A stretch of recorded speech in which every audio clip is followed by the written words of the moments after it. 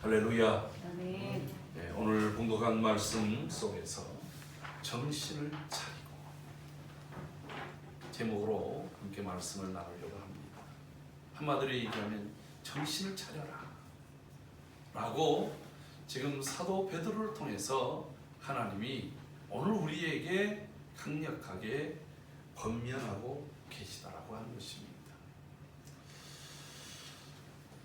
지난 4월 15일 날 선거들 잘 치르셨습니까? 여러분들이 지지하고 응원한 분들이 다 되시기를 바랍니다. 이미 결정 났으니까. 근데 이제 이 선거를 보면서 제가 이제 목사로서 하나님이 우리 시대에 한국 교회에 어떤 메시지를 던져주고 있는가 고심을 했어요. 그러면서 기도하면서 한마디 딱 들어오는 생각이 뭐냐면 정신 차려라, 이 메시지였습니다. 그래서 오늘 사도 베드로를 통해서 주셨던 이 메시지를 다시 한번 더 깊숙하게 생각하게 되어졌습니다. 제가 오늘 칼럼 속에서도 오늘 이 선거에 대한 부분을 몇 자 적어놓은 것이 있습니다. 모든 사람들이 다 이야기하는 것처럼 이번 선거의 특징은 여당이 압승하고 야당이 괴멸 수준에 이를 정도의 결과를 냈습니다. 지금까지 역대 선거 중에서 이런 결과를 그냥 뭐 과거 이승만 정권 때 막 그냥 몰아주기 하는 그런 선거 한 번 빼놓고서는 이런 선거를 치른 적이 우리의 역사 속에 없다라고 합니다. 그렇다고 한다면 그 속에는 여러 민의를 통해서 하나님께서 우리에게 말씀하시고자 하는 강력한 메시지가 담겨 있다고 하는 것입니다. 여러 이제 그 선거가 끝난 다음에 분석한 걸 보니까 180석 대 103석이라고 하는 이 여야의 그 거대 정당의 비율이 나와 있어요. 180석이라고 하는 것은 그냥 여당이 모든 의견들을 국회에서 마음껏 그냥 야당이 뭐라 하든 말든, 요즘에 또 국회 선진화법에 의한 패스트 트랙이라고 해가지고서 그런 것을 동원해서 막 그냥 국회에 문을 막고 의장석을 점거하고 뭐 갖가지 방해를 해도 그런 것과 아무 상관없이 본인들이 원하는 모든 법제를 다 의결할 수 있는 강력한 권한을 가지고 있다고 하는 거예요. 그러니까 이것을 공영 정당이다 라고도 말할 정도로 그런 힘을 갖게 되었어요. 그런데 실제적으로 그 득표율, 지역구 득표율을 보면 제가 알기로는 여당이 한 52%, 야당이 44%, 한 8% 정도밖에 차이가 안 나는데 의석수는 거의 배 차이가 되어졌어요. 그러니까 그만큼 그 속에는 민심과 민의가 거기에 강력하게 담겨 있었다라고 하는 것을 말해주고 있다고 하는 것입니다.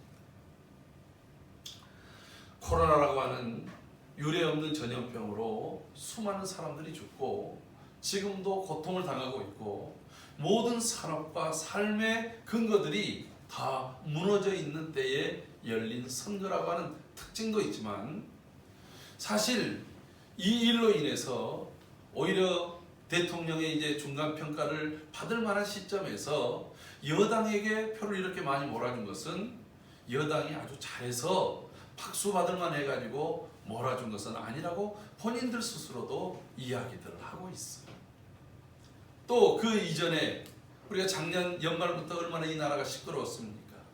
한쪽에서는 광화문에서, 한쪽에서는 저 서초동에서 누구를 수호해야 된다, 누구를 아웃시켜야 된다, 이것이 대통령 탄핵에 대한 얘기까지 막 왔다 갔다 하면서, 또 실제적으로 일어난 여러 일들을 보면 뭐 그것이 이제 법원에서 완전한 판결은 나오지 않았습니다만은 지방선거에 여당이 또 청와대가 관여를 했느냐 안 했느냐, 비리를 또 가진 공무원을 무마시켜주는 일에 그 일에 행사를 했느냐 안 했느냐, 만약에 그것이 사실로 드러나면 민주주의의 근간을 흔드는 일들이었기 때문에 그것이 어떤 정권 심판의 여러 요인들이 됨에도 불구하고 이와 같은 결과를 낸 것은 먼저 야당을 향해서, 보수주의라고 하는 야당을 향해서 하나님께서 강력하게 정신을 차려, 웬만큼 패배해서는 정신을 차리지 못하니까 아예 괴멸 수준에 이르게 만들었다라고 생각이 들었어요.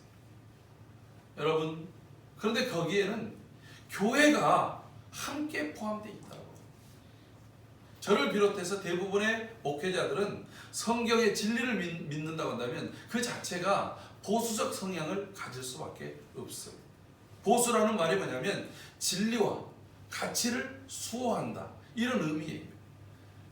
근데 그러한 것이 보수 정치라고 하는 것과 성경적 보수하고는 엄연한 차이가 있음에도 불구하고 정치적 성향을 낼 때는 성경적 보수는 정치적 보수하고 같은 결을 찾아가는 것처럼 착각을 하고 있었다라고 합니다. 그래서 그 일들 앞에 광화문에 모여서 그냥 기도회라고 하는 것을 빙자해서 오히려 정죄하고 막말을 퍼붓고 온갖 그러한 파행들을 일으켜 세운 한국교회가 과연 잘하고 있느냐? 하나님께서는 이번 기독당을 처철하게 전혀 흔적도 없이 그렇게 하면서 또 정신을 차리라고 말하고 있었다. 여러분, 사실 진보적인 정권이 있는 것이 목사로서는 염려되는 부분이 있습니다. 왜 그러냐면 진보라고 하는 가치 자체가 원래는 잘못된 것을 개혁한다라고 하는 좋은 의미가 있어요. 그러나 또 하나는 인본주의를 근간으로 하기 때문에 이 사람이 원하는 그 모든 것들을, 대부분의 사람이 원한다고 한다면 그것을 허용한다라고 하는 것이 이 진보의 가치 중에 하나예요. 그러다 보니까 동성애 또는 이슬람, 온갖 또 여호와 증인같이 양심적 병역 거부라고 하면 자신들의 신념 때문에 병역을 거부하는 그러한 행위들을 다 이제는 무죄로 오히려 보상을 내주는 그러한 일들을 행해 나가고 있어요. 그러나 성경은 그렇게 말하고 있지 않습니다. 근데 우리나라는 보수나 진보에도 믿는 국회의원들이 굉장히 많습니다. 근데 문제는 그 정치인들이 그 정당에 들어가면 자신의 신앙, 자신의 신념은 다 사라져버리고 그 정당에서 원하는 것들로 전부 매몰돼서 가버린 현실을 보면 대단히 안타깝다고 합니다. 여러분, 과거에 원불교에서 자신들의 그 생각을 대변할 사람을 의도적으로 한 명의 국회의원을 만들었어요. 이분이 국회의원이 들어가가지고, 국회의원 한 사람이 법을 만들 수 있는 입법권자잖아요. 그러니까 이분이 들어가가지고 원불교, 불교에서는 이단으로 취급했던 종교입니다. 그래서 이 원불교를 기독교, 천주교, 그리고 조계종 불교, 그리고 원불교, 이렇게 국내에 4대 종단을 만들었어요. 법으로 그렇게 만들었어요. 그리고 군대에 군목, 그 다음에 또 군신부, 그리고 군승, 거기에다가 원불교 승까지 군대의 승려로 보내게 됐어요. 원불교의 권익을 위해서, 원불교의 불리한 모든 것들을 다 틀어막는 데에 한 사람의 역할이 그렇게 컸다라고 합니다. 여러분, 그런 측면에서 기독교 정당도 만약에 오직 그런 하나님의 신념으로 하나님의 뜻을 좇아서 마치 영국의 윌버포스처럼 나간다고 한다면 그것은 의미 있는 일이라고 생각을 했어요. 뭐 이게 1000만이니 1200만이니 기독교인을 얘기하는데도 불구하고 3%의 득표를 얻지 못하고 1.8%의 득표를 얻어서 전혀 지금까지 4번의 도전에서 4번의 실패를, 그리고 오히려 더 처참한 실패를 갖는 모습들을 볼 때에 하나님께서 말씀하시는 거예요. 정신 차려라. 왜 안 좋겠어요? 맡길 만한 그릇이 못 되기 때문에. 어린아이에게 날카로운 칼을 맡기면 그 칼이 흉기가 되겠습니까? 그것이 좋은 선한 도구가 되겠습니까? 같은 물이라도 젖소가 물을 마시면 우유가 되지만 독사가 그 물을 마시면 그것은 우리에게 독을 뿌리는 독이 되지 않겠습니까? 기독교 하나님의 정의를 말하면서도 우리 스스로 정의롭지 못한 모습에 대해서 하나님의 정신을 차려 보수의 가치, 품격, 진리를 수호하고자 하는 말은 말하지만 그들 속에 온갖 비리와 발목 잡기와 막말로 품격도 잃어버린 모습에 대해서 정신을 차리라고 경고하고 있다는 거예요. 이 일은 반면에 여당과 대통령을 향해서도 하나님께서 정신을 차리고 하라고 오히려 말하고 있어요. 여러분, 내가 가진 능력보다 더 큰 것을 얻었을 때, 내가 얻을 수 있는 것보다 더 많은 것들을 얻었을 때 우리 안에 어떤 마음이 듭니까? 아이고, 나 재수 좋았어. 나는 이런 실력이야. 여러분, 그것은 어리석은 일이랍니다. 오히려 내가 물려날 수도 있는 상황 속에서 엄청난 힘을 얻었을 때는 두려움을 가질 수 있어요. 아, 내가 정신 차리지 않으면 나도 언제든지 쓰나미처럼 물려갈 수 있겠구나. 하나님께서 이 한국 교회와 한국 사회를 위해서 정신 차리라고 주시는 경고요. 동시에 이 코로나 위기를 힘을 가지고 잘 겸손히 극복하라는 메시지가 담겨 있는 줄로 믿습니다. 오늘 그 이야기를 하고 있는 것입니다. 여러분, 사도 베드로는 이렇게 말합니다. 만물의 마지막이 가까이 왔습니다. 그러므로 너희는 정신을 차리고 근신해서 기도하라는 거예요. 오늘 한국교회가 정신을 차린다고 하는 것은 잠들었던 내 영성이 깨어나서 하나님을 찾고 하나님 앞에 서고 하나님을 구하는 그런 영적 회복이 일어나야 된다고 하는 것입니다. 아멘. 사도 베드로가 이 편지를 쓸 시대는 초대교회에 엄청난 박해가 몰려오던 시대였습니다. 그 박해를 가르쳐서 불같은 시험이라고 말합니다. 역사적으로는 네로에 의해서 기독교인들을 잡아들입니다. 네로 자신이 로마 시내에 새로운 신도시를 건축하려고 그것을 작은 불을 내려고 했는데 이 불이 바람을 타고 큰 불이 돼서 로마시 전역을 태워버리고 말았습니다. 여러분, 그 일에 대해서 누군가 책임져야 되지 않습니까? 그때 네로가 눈의 가시처럼 여기고 있었던 기독교인들에게 이 책임을 던집니다. 기독교인들이 화제를 냅니다. 그래서 기독교인들을 잡아들이기 시작합니다. 어떤 사람들은 칼에 죽습니다. 어떤 사람들은 사자굴에 던집니다. 어떤 사람들은 모든 사람들이 모여있는 그 원형 경기장 안에서 검투사들과 더불어서 검투를 행하면서 죽을 때까지 싸우는 거예요. 더러는 십자가형을 당하기도 합니다. 여러분, 그런 핍박들이 몰려올 때 이것을 마지막 때라고 말하고 있는 것입니다. 여러분, 시대마다 다르긴 하지만 하나님을 믿기가 정말 힘들어집니다. 여러분, 지금은 우리나라는 풍요롭고 자유롭고 모든 것들을 할 수 있는 것처럼 보이지만 지금 이 사회에 몰려있는 사고와 의식들과 분위기는 교회를 나오기에 발걸음이 너무나도 무거울 수 있고 고민될 수 있는 시대를 가지고 있다고 합니다. 여러분들이 한 사람 한 사람이 이 자리에 나오기까지는 그러한 결단, 나는 뭐 어떤 일이 있어도 무조건 나는 교회 갈래, 이런 분들은 대단한 용기 아니면 남들 봤을 때는 무식한 거예요. 그러나 주변에서 가지 말라, 가면 눈총을 주고 가는 것 자체가 괜히 이상한 것 같아가지고 그래서 못 나오는 시대 속에서도 불구하고 진문을 박차고 교회에 나오기까지는 그런 여러 생각들이 드는 시대라고 하는 것입니다. 여러분, 보이지 않는 눈총이, 보이지 않는 시선이, 보이지 않는 생각들이 오히려 우리의 족쇄를 묶고 있는 그런 시대, 거기에서 나의 믿음의 결단과 헌신이 요구되는 시대가 오늘의 시대라고 하는 것입니다. 오늘 이때에 우리의 몸만 이 자리에 나와 있는 것이 아니라 우리의 영이 깨어 정신을 차리고 이 시대에 정말 근신하여서 하나님 앞에 하나님의 사람으로 온전히 서 있기를 주의 이름으로 축복합니다. 아멘.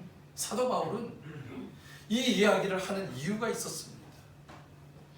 사도 베드로가 너희들 정신 차려야 된다. 이 말이 왜 그럴까요? 자신이 정신을 못 차렸어요. 주님이 자신에게 주어졌던 그 권면이 베드로야, 너 정신 차려. 너 정신 차려야 돼. 여러분, 정신 차리지 못하고 자기가 잘한 줄 착각하고 살 수 있어요. 내가 믿음으로 선 줄로 착각하고 있어요. 내가 이 정도면 됐지 하고 아니하는 생각들을 가지고 있었어요. 베드로는요, 아주 이런 면에서 탁월한 사람이었어요. 제가 베드로를 볼 때에 그는 첫째, 결단력이 있었던 사람이었습니다. 결단력이 굉장히 빨라요. 베드로의 성격을 분석해 보면 기질 중에서 다혈질에 속한 기질이에요. 이것은 그 성격과 기질을 연구하는 사람들이 100% 인정하는 거예요. 베드로는 굉장히 욱하는 것도 있잖아요. 굉장히 빠릅니다. 말도 그래서 굉장히 빨라요. 행동보다는 때로는 말이 빠를 때도 있지만 그의 행동도 비호 같습니다. 예수님을 어느 날 만났습니다. 예수님이 그에게 피곤해 있는 그에게 배를 좀 청했어요. 야, 네 배 좀 빌려줘라. 지금 열심히 그물을 털고 있는데 일이 다 안 끝났는데.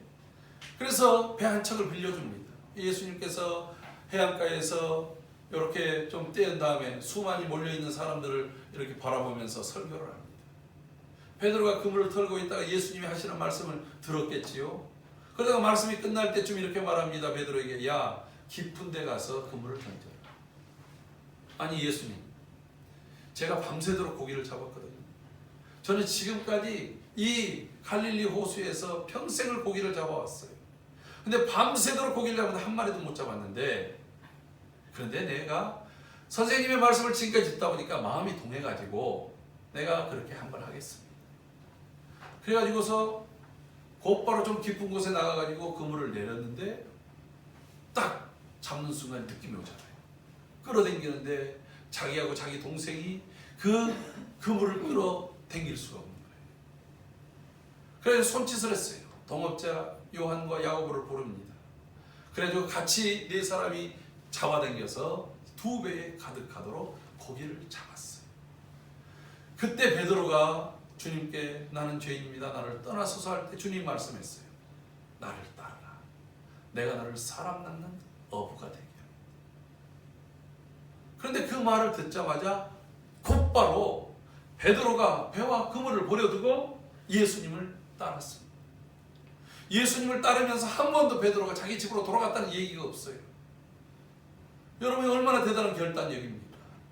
주님이 어느 날 따고 가가지고서 지금 내가 잘 나가고 있는데 뭐 이것도 실패하고 저것도 실패하고 이것도 해도 안 되고 저것도 해도 안 돼서 야, 너 그러지 말고 나를 따라, 이런 것도 아니고 지금 잘 나가요. 직장에서도 잘 나갑니다. 사업을 해도 잘 나갑니다. 뭔가를 해도 잘 나가고 있는데 승승장구하는 나에게 주님이 야, 너 그거 버려두고 나를 따라. 근데 그 따르는 제자의 길이 주님이 월급을 줬습니까? 한번 생각을 해보세요. 주님이 무슨 지위를 줬습니까? 주님과 더불어서 풍천노숙하고 그리고 또 주님과 더불어서 때로는 먹지도 못하고 그 때 앞에서 계속해서 전도의 길을 걸어야 되고 주님이 욕을 먹을 때 같이 욕을 먹어야 되고 그런 일들이 사실 3년 동안 내내 있었어요. 물론 보람된 일들도 있었죠. 병자도 고치고 귀신도 떠나가고 복음을 전할 때 사람들이 변화되기도 하고 그리고 또 5,000명을 먹이는데 자신들이 막 떡을 떼줄 때마다 기적의 주인공이 되기도 했어요. 그런데요, 기적이라고 하는 것은 한순간이잖아요. 어디 아팠다가 치유받는 것 한순간이잖아요. 내가 체험한 것들이 여러분 하나님의 살아 역사하는 신유의 체험이든지 각가지 체험했던 것이 평생 값입니까? 그러지 않아요. 한순간입니다. 오히려 더 많은 시간들은 외롭고 힘들고 고단한 길이었어요. 그래도 그 한 번 결단한 것을 떠나지 않았습니다. 여러분에게 그런 결단력이 있기를 바랍니다. 뭔가 하더라도 한 번 결단하면 죽기 살기로 그 일을 해야지 이랬다 저랬다 물도 아니고 이거는 뭐 기름도 아니고 뜨뜻미지근하고 그러면은 뭘 해도 다 실패할 수밖에 없어요. 우리 학생들, 청년들 여러분들 분명한 선명한 목표를 가지고 그 목표를 향해서는 내가 죽어도 이 길을 가리라고 하는 의지가 없으면 그 길 가지 마세요.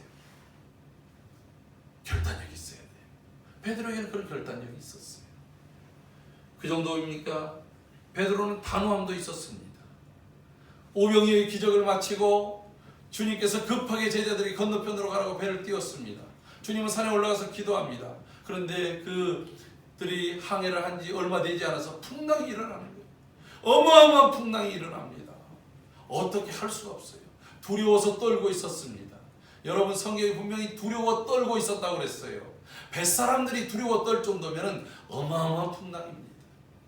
제가 어렸을 때는 아니죠. 한 24살 때 교회 집사님을 따라서 방어 낚시를 하는데 한번 따라갔어요. 방어 낚시를 하러 가는데 항구 안에는 잔잔했습니다. 항구를 딱 떠나자마자 갑자기 파도가 올라오는데 이거는 2, 3m 파도면 태풍주의보가 내렸는데 그 순간적인 파도가 3, 4m 이상이 되는 거예요. 그러니까 그 마을을 항구를 조금 벗어나자마자 제가 멀미가 워낙 심해가지고 기절을 했어요. 그래 한참 동안 정신없이 있는데 그 집사님이 저를 툭툭 치는 거예요. 이제 일어나라고. 그랬더니 어느 정도 이제 좀 잔잔해졌는데 여전히 파도가 있어요. 거기에 거의 막 한 200척 이상의 배가 있습니다. 요즘에 배들은 그 자동차 가솔린 엔진을 두기 때문에 바다 위에서 보트처럼 막 그냥 이렇게 날아다녀요. 그런 곳에서 저보고 이제 이 낚싯줄 하나 주면서 요러라는 거예요. 홀짝 홀짝 홀짝 홀짝. 아니 지금 정신이 해롱해롱 하는데 이게 홀짝 홀짝 거립니다. 그러다가 한번 또 그냥 바다에다가 또 속에 있는 거 내뱉고 이러면서 그걸 하고 있었어요. 아, 그런데요, 얼마 안 지나서 여기 뭔가 묵직한 거예요. 묵직하니까 또 잡아당겨야 되잖아요. 잡아 올렸더니 방어가 있다마는 게 한 4마리씩 잡혀오는 거예요. 이게 잡혀오니까 멀미가 사라지더라고요. 그래가지고 그날 몇 마리를 잡았는지 몰라요. 그래서 제가 그날 일당을 벌었습니다. 여러분, 뱃사람들은 3, 4m 정도의 파도도 내가 옆에서 이렇게 보니까 배가 옆에 지나가는데 저희 배가 이렇게 밑으로 내려가면 이 배가 위로 올라가서 안 보여요. 우리 배가 올라갈 때 옆에 배가 안 보여요. 제가 거짓말할 것 같아요? 거짓말하면 입에서 뱀 나온다. 정말 그런 걸 경험을 했어요. 그런데 중요한 것은 이분들이 그 파도를 즐기더라고요. 저 빼놓고 멀미한 사람들 한 사람도 없는 거예요. 이야, 대단하다. 그런데 그런 어부들이 두려워할 정도의 파도라고 한다면 이것은 막 그냥 벽이요 산처럼. 저희 시골에 과부들이 많았어요. 그 많은 이유가 배를 타고 갔다가 배 사고로 돌아가신 분들이 있기 때문에 남진하에 동진하에 저 연해에 나가면 파도가 이게 3, 4m 파도가 아니라 7, 8m의 파도가 쳐오면 저희 돌아가신 작은 아버님이 저에게 그러죠. 그런 파도가 올 때 배가 나가기 전에 다 고사를 지내요. 미신을 제사를 지내고 갑니다. 그런데도 그런 파도 앞에 딱 오면 파도가 웬만큼 오면 자기 아버지 찾아요. 조상을 찾아요. 용왕을 찾아요. 그런데도 불구하고 그 집채만한 파도들이 막 닥쳐올 때는 자기도 모르게 하나님 살려주세요 한다라고요. 여러분, 그런 파도 속에 주님이 찾아오셨어요. 제자들이 두려워합니다. 그때 주님 말씀합니다. 내니 두려워하지 말라. 그런데 베드로가 그 말을 듣고 다른 제자들은 다 두려워하는데 만약 주님이시면 내가 주님께로 가게 해주세요. 주님이 오라니까 여러분, 베드로가 곧바로 바다로 내렸습니다. 빠지지 않는 거예요. 물리를 걸은 남자, 역사 속에 물리를 걸은 남자는 베드로밖에 없는 거예요. 비록 다시 빠지긴 했지만 말이죠. 여러분, 이런 단호함이 베드로에게는 있었어요. 여러분, 뭔가 불의한 것이, 뭔가 거짓된 것이 올 때에 단호하게 잘라낼 수 있고 주님이 말씀하실 때는 단호하게 결단할 수 있고 행동할 수 있는 그런 배짱이 베드로에게는 있었다고 하는 거예요. 우리 청년들이 이런 단호함의 은혜가 여러분들에게 임하기를 주의 이름으로 축복합니다. 아멘. 성도에게는 단호함이 있어야 돼요. 뿐만 그렇습니까? 여러분, 예수님이 마지막 성만찬 자리에서 너희들이 다 나를 버릴 것이다. 이렇게 말할 때 베드로가 이렇게 말합니다. 주님, 다른 사람들이 다 주님을 버린다 할지라도 저는 주님을 버리지 않겠습니다. 옥에도 같이 가고 죽는데도 같이 가겠습니다. 여러분, 누가복음 15장 33절과 마태복음 26장 33절과 35절 말씀 속에서 베드로는 이렇게 말합니다. 정말 호언장담하면서 다른 사람들은 다 버린다 할지라도 나만은 끝까지 남겠습니다. 나만은 주님을 따르겠습니다. 나는 죽는데도 같이 가겠습니다. 베드로만큼 도원결의의 정신을 가지고 있는 사람도 별로 없었습니다. 실제로 유다가 밤중에 늘 예수님이 기도하던 감람원에 찾아왔습니다. 여러분, 칠흑 같은 밤에 주님이 그 자리에 있는 줄 어떻게 알고 데리고 오겠습니까? 가룟 유다가 늘 봤기 때문에 거기 올 수 있었던 거예요. 그리고 예수님을 체포하려고 합니다. 그때 베드로가 오른손에 칼을 들고 상대방을 내리쳤어요. 대제사장 가야바의 종 말고의 귀가 잘렸습니다. 조금만 더 안쪽으로 갔다면 목이 잘렸을 거예요. 여러분, 이런 의리가 베드로에게는 있었어요. 주님을 위해서 내가 오게도 가고 내가 실제로 그 의리를 행하는 행동적인 것이 그에게 있었다고 합니다. 여러분, 요즘 시대는요, 자기의 이익에 따라서 여도 없고 야도 없어요. 적도 없고 동지도 없어요. 이득만 될 수 있으면 어제의 적이 오늘의 동지가 되고 오늘의 동지가 내일의 적이 될 수 있는 것이 오늘의 사회 아닙니까? 여러분, 영원한 우방, 영원한 적국이 있습니까? 여러분, 우리가 영원한 적국으로 친다면 어떻게 중국하고 제일 많은 교역을 할 수 있겠습니까? 저 베트남에다가 어떻게 얼굴을 디밀고 갈 수 있겠습니까? 저 베트남에서는 박항서 감독 때문에 우리하고 형제라고 그러잖아요. 사실 박항서 감독이 아니더라도 저 베트남의 경제의 3분의 1 이상을 책임지는 회사가 삼성입니다.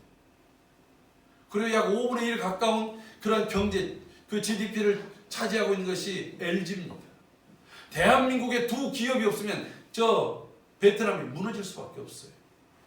과거에 거기다가 청룡부대, 맹호부대를 보내면서 월남전에서 서로 죽이고 가장 원수적인 그런 나라, 잔인했던 나라가 대한민국이었는데 어떻게 그렇게 친구가 될 수 있겠어요? 서로 이득이 되기 때문에 그런 거 아니겠습니까? 근데 베드로는 이런 의리를 가지고 있었어요. 그런데 문제는 작은 계집 중 하나가 너 저 예수와 함께 있었던 사람이지, 너 갈릴리 사람이지, 너 저 사람과 같은 편이지 라고 말할 때에 그는 고양이보다 더 작은, 아니 고양이 앞에 지만도 못한 모습으로 아니라고 부인합니다. 마지막 세 번째는 저주까지 하면서 예수님을 모른다고 부인했습니다. 여러분, 분명히 그에게는 의리도 있었고 단호함도 있었고 결단력도 있었고 정말 호언장담할 만한 자신감도 있었지만 그는 여지없이 무너지고 말았어요. 갑자기 스며드는 두려움, 갑자기 스며드는 방심함이 주님께서 어찌하여 차느냐, 너희가 시험에 들지 않도록 깨어 기도하라고 정신 차리라고 그렇게 3번이나 말씀했음에도 불구하고 그들의 눈이 피곤했고 그들이 주님이 죽는다는 얘기에 슬퍼함에 맨정신이 아니었고 갑작스럽게 닥친 그러한 사태 앞에서 그는 두려움에 엄습하자 여자아이의 작은 소리에도 마치 천둥 소리처럼 그는 벌벌 떨면서 부인하고 말았다라고 하는 것입니다. 여러분, 나는 됐다라고 하는 또 하나의 교만은 패망의 선봉이고 넘어짐의 앞잡이라고 말합니다. 우리 잠언 16장 18절 읽어볼게요. 다 같이 잠언 16장 18절.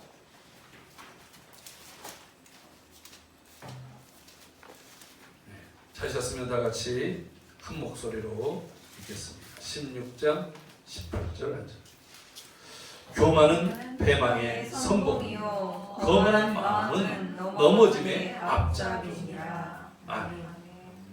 여러분, 나는 주님의 사람 맞았어요. 나는 주님을 위해서 오게도 가고 죽는데도 같이 가겠습니다. 맞습니다. 나는 주님이 말씀하시면 곧바로 행동합니다. 그런 그에게 이런 자신감이 있었어요. 근데 이 자신감이 넘쳐나서 교만하게 하면 안 된다는 거예요. 그래서 사도 베드로도 이 베드로전서 5장에서 이렇게 말합니다. 5장 5절 말씀을 보면 젊은 자들아 이와 같이 장로들에게 순종하고 다 서로 겸손으로 허리를 동이라. 하나님은 교만한 자를 대적하시되 겸손한 자들에게는 은혜를 주시느니라. 아멘. 사랑하는 성도 여러분, 오늘 우리가 정신을 차려야 될 이유가 여기에 있습니다. 정신 차리지 않으면 언제든지 넘어질 수 있다. 정신 차리지 않으면 언제든지 사단의 밥이 되어버리고 만다라고 하는 것입니다. 사도 베드로도 그래서 이렇게 말합니다. 고린도전서 10장 12절에서 너희가 선줄로 생각하느냐? 넘어질까 주의하라. 조심하라. 이 정도면 되겠지. 우리는 항상 주님 앞에 설 때까지 긴장감을 늦추지 않고 겸손함으로 서 있어야 돼요. 아멘. 그리고 우리에게 주신 본질적인 사명을 감당해야 되는 것입니다. 아멘. 여러분 그 본질적인 사명이 무엇입니까? 우리가 기도해야 될 이유가 무엇입니까? 8절부터 11절까지 나온 것은 설명이 필요 없어요. 그대로 하면 돼요. 성도는 끝까지 사랑하는 거예요. 아멘. 할렐루야. 아멘. 마지막 때일수록 사랑이 식어진 이 마지막 때일수록 성도 간에는 더 뜨겁게 사랑해야 돼요. 여러분 우리 성도들을 얼마나 돌아보십니까? 가족들에게 얼마나 사랑한다고 말하십니까? 제가 이번에 2층에 책장을 정리하면서 책 제목 하나가 눈에 꽂히는 거예요. 아이들부터 읽을 수 있는 책 제목. 이제 사랑한다고 말하세요. 마음속에만 있지 말고 서로 관계를 살리고 관계를 회복시키고 무너졌던 관계, 어색했던 관계, 오해로 금이 지어졌던 관계를 회복하는 것은 사랑입니다. 아멘. 여러분 사랑의 가장 큰 특징은 상대의 허물을 드러내는 것이 아니라 상대의 허물을 덮어주는 거예요. 상대의 허물을 내가 감싸주는 거예요. 아멘. 그 부족함을 채워주는 거예요. 한국교회가 그동안 율법주의 바리새인처럼 이 정부를 이 시대를 정죄만 했어요. 우리 자신을 돌아보죠. 우리 안에 있는 수많은 들보를 보지 못하고 세상에 보여지는 티끌들을 보면서 정죄하고 그리고 욕을 했어요. 삿대질을 했어요. 근데 하나님은 네 손가락은 너를 향해서 네 가지나 더 너를 바라보고 있다. 너를 지켜보고 있다라고 말씀하면서 불구하고 우리는 그와 같이 했어요. 우리 속에 기독교는 사랑인데 사랑의 정신, 사랑의 실천, 사랑의 행위는 사라지고 말았어요. 사랑의 행위가 없이 하는 모든 봉사는 다 시험거리예요. 에베소 교회를 보세요. 너희가 참고 수고하고 인내고 애쓰고 그리고 악한 것들을 용납하지 않는 것을 내가 아노라. 얼마나 놀라운 헌신을 했어요. 그러나 내가 너에게 책망할 것이 하나 있는데 내가 첫사랑을 보냈느니라. 내가 어디서 떨어진 줄을 그것을 파악하고 그것을 빨리 일어서지 않으면 내가 촛대를 옮겨버려요. 저는 이번 선거가 한국 교회를 향한 촛대를 옮겨버릴까 두려워하는 결과를 보는 선거였어요. 하나님이 그래도 경고를 주신 것은 아직 기회가 있다는 거예요. 우리가 다시 하나님을 사랑하고 이웃을 사랑하고 영혼을 사랑하고 성도를 사랑함이 회복되어지면 하나님께서 다시 기회를 주실 줄로 믿습니다. 아멘. 여러분 그 사랑의 실천이 무엇입니까? 먼저 서로 대접하세요. 내가 먼저 얻어먹으려고 하는 것이 아니라 내가 할 수 있는 대접. 내가 물질이 없어서 나는 기도로 당신을 대접합니다. 나는 칭찬으로 당신을 대접합니다. 내가 할 수 있는 모든 것들을 나의 삶을 통해서 함께 먼저 손 대접하는 거예요. 아멘. 할렐루야. 아멘. 냉수한 것을 주는 심정으로 서로에게 격려와 축복이 하나님께서 영혼을 살리고 생명을 살려낼 줄로 믿습니다. 아멘. 그 이야기를 하는 것이 10절이에요. 각각의 받은 은사대로. 이 말이 무슨 말이에요? 은사는 하나님이 주신 거예요. 위로부터 온 거예요. 하나님이 내게 주신 것이 하나면 하나 가지고 하는 거예요. 하나님이 내게 주신 것이 5개면 5개 가지고 해야 되는 거예요. 5개인데 2개만 가지고 한다 그러면 그것은 은사 받은 대로 하는 게 아닙니다. 하나님이 내게 주신 은사가 많으면 많은 대로 하는데 하나님이 주셔서 할 뿐이에요. 교만하게 하면 안 돼요. 아멘. 겸손하게 나는 주신 것대로 할 뿐입니다. 내가 쓰임받아 영광입니다. 하나님이 힘 주셔서 할 수 있으니 감사합니다. 이것이 은사 받은 자의 모습인 줄로 믿습니다. 아멘. 그게 바로 선한 청지기 같지 않은 거예요.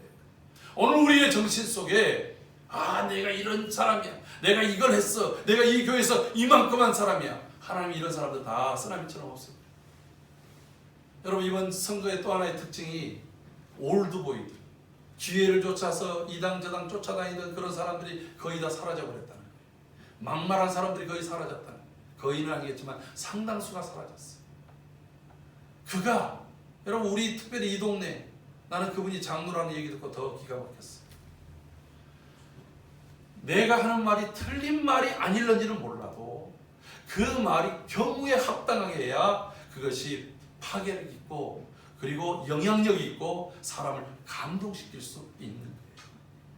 사랑하는 성도 여러분, 어디에서나 우리가 이런 선한 청지기같이 말할 수 있기를 바랍니다. 아멘. 그러려면 하나님이 주시는 힘을 얻어야 돼요.